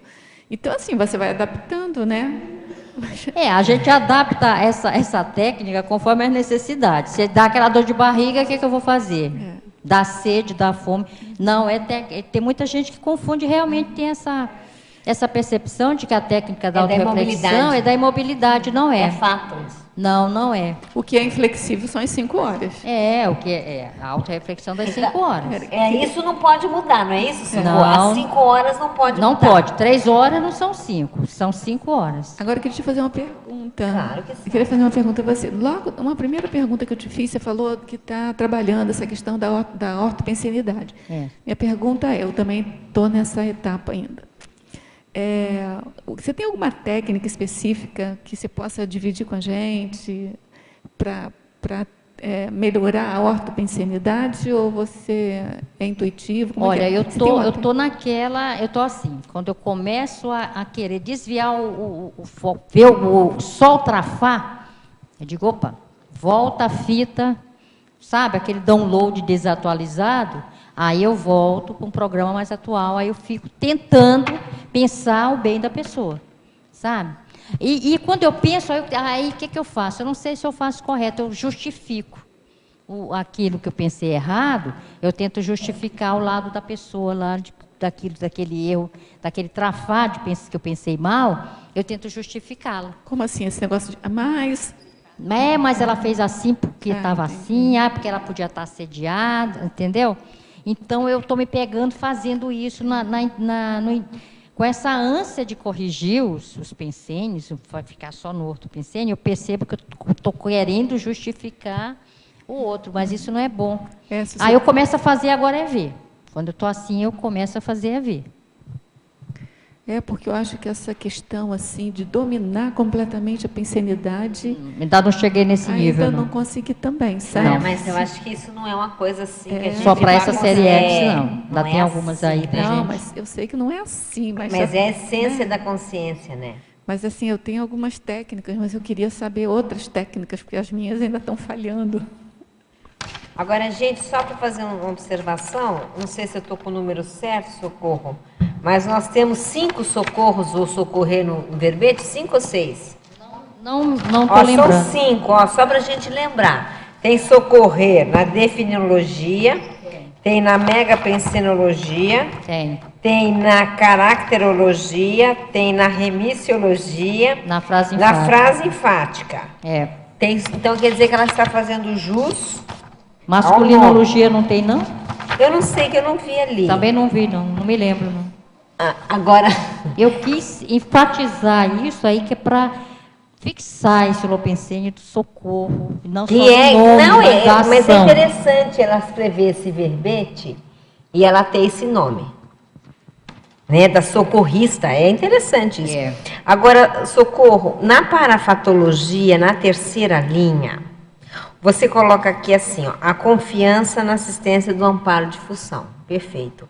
A minha pergunta é, qual é o limite entre a confiança em si e a crença da religião, de maneira geral? Ai, Deus me ajude. Deus me ajude. É. Deus quis assim. É. Então, qual é esse limite de não, você chega a ter uma confiança ou ainda está presa a uma crença? Olha, eu tenho percebido, no meu caso, eu não tenho mais crença. Eu percebo a energia, eu percebo aquela satisfação íntima de fazer aquilo, é como que fosse uma confirmação, que não me deixa em euforia, que me deixa tranquila, mas sem euforia, sem aquela do aplauso, de eu estar me admirando, entendeu? Uma coisa normal. Quando eu percebo isso daí, que é como uma coisa normal, aí eu percebo que é um amparo. É importante a gente ver isso, que às vezes a pessoa ela chega na Conscienciologia, ela é novata, né? E ela automaticamente é uma tendência de ela trocar o antigo, sei lá, santo, pelo atual amparador. Mas a relação que ela estabelece é a mesma.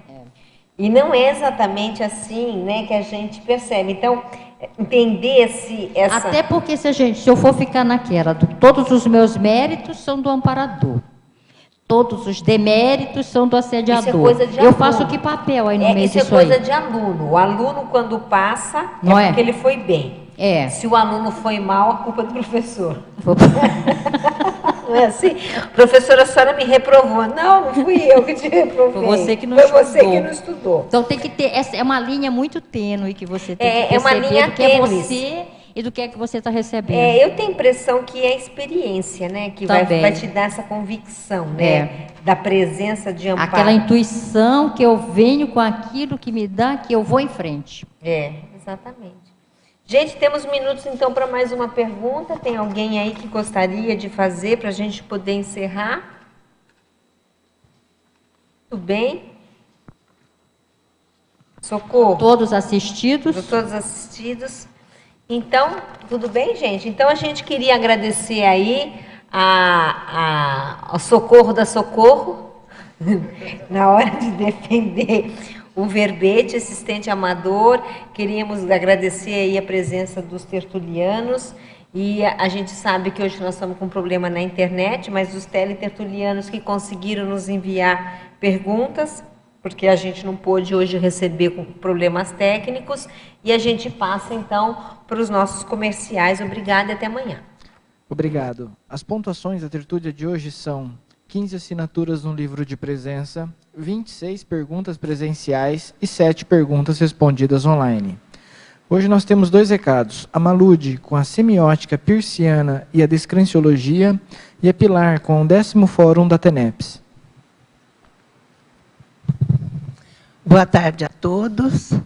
A Reconsciência lança curso especial em comemoração ao centenário do legado de Charles Sanders Peirce. O curso faz uma releitura conscienciológica da semiótica peirciana com foco no desenvolvimento da cientificidade multidimensional.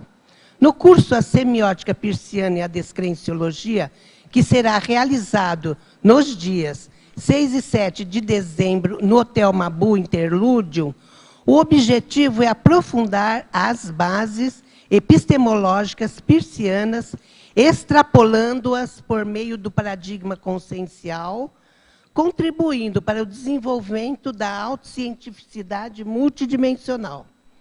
Durante 2 dias, o curso irá correlacionar de modo pragmático estas abordagens, às pesquisas dos alunos no que se refere ao princípio da descrença, à inteligência evolutiva e aos processos de significação lógica e cognição.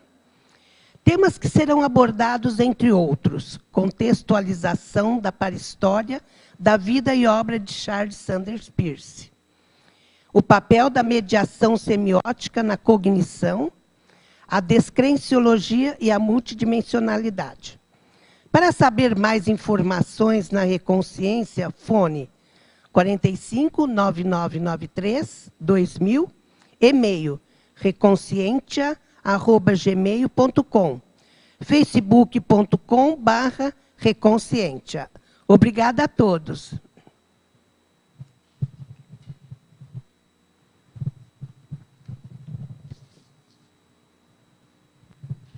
Convidamos a todos interessados em enriquecer e aprofundar os debates, trocando ideias e trocando também energias para o evento multidimensional do 10º Fórum da TENEPS e 8º Encontro Internacional de Tenepsistas da CCCI, onde estarão reunidos muitos praticantes e pesquisadores da TENEPS. Será de 19 a 21 de dezembro. E nesse período vai ser comemorada a primeira década de realização desses eventos anuais, né, com o lançamento do livro TENEPS Interassistência Consciencial Avançada, organizado pelos professores Marina Tomás e Antônio Pitaguari. Haverá também a apresentação da nova IC, que atualmente é pré-IC TENEPS, para estudo e pesquisa e desenvolvimento da especialidade Tenepsologia. Outra parte importante é a análise quantitativa dos eventos realizados até hoje, que será apresentado pela professora Meracilde Daroit e Weber Takaki. Antes do evento, no pré-fórum, de 15 a 18 de dezembro, o curso Teoria e Prática da TENEPS. E após o evento, que é pós-fórum, no final de semana seguinte, de 26 a 28 de dezembro, o acoplamentário com a temática da TENEPS, com os epicons Leonardo Firmato, Felipe Mansur, Amin Lascani e Flávio Bononato. Informações e inscrições na recepção do CAEC, 45 3525 2652. Lembrando que haverá transmissão online. Muito obrigada a todos e até lá.